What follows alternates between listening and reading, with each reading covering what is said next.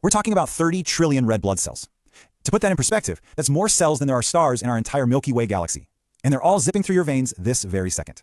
So, okay, you've got 30 trillion of these microscopic workers keeping you going. But what is their one single critical mission? What are they actually doing?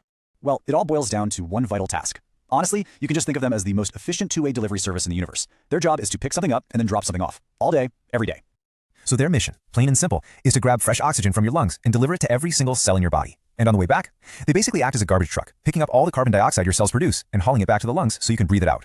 So how are they so good at this? I mean, what makes them so perfect for this one specific job?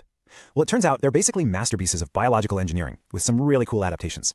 First off, let's talk about their shape. They have that unique biconcave form, you know, that classic donut shape. And that's not just a cool look. It massively increases the cell's surface area, which means oxygen can move in and out, a process we call diffusion, super fast.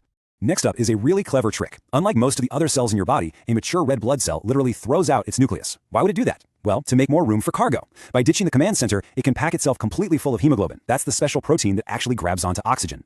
And on top of all that, they are incredibly flexible. They have to be, because get this, some of your tiniest blood vessels, the capillaries, are actually narrower than the red blood cell itself. So their amazing flexibility allows them to literally bend and squeeze through those tight spots to reach every last corner of your body.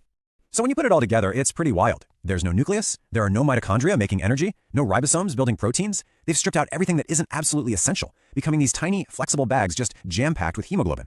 They are pure, dedicated oxygen-carrying machines. Okay, so let's see how this all works in practice. We're going to follow the oxygen route and see exactly why this process is your body's ultimate lifeline.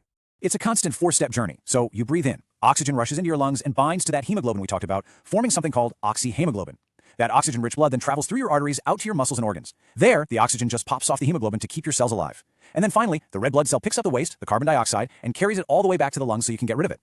And believe me, the stakes here could not be higher. Without this constant delivery of oxygen, your cells can't perform cellular respiration.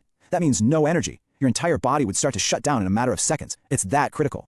So, the next time you take a nice deep breath, just take a second to thank that silent 30 trillion strong army working around the clock to keep you alive. If you want more stuff like this, make sure to follow for more GCSE Biology, explained the easy way.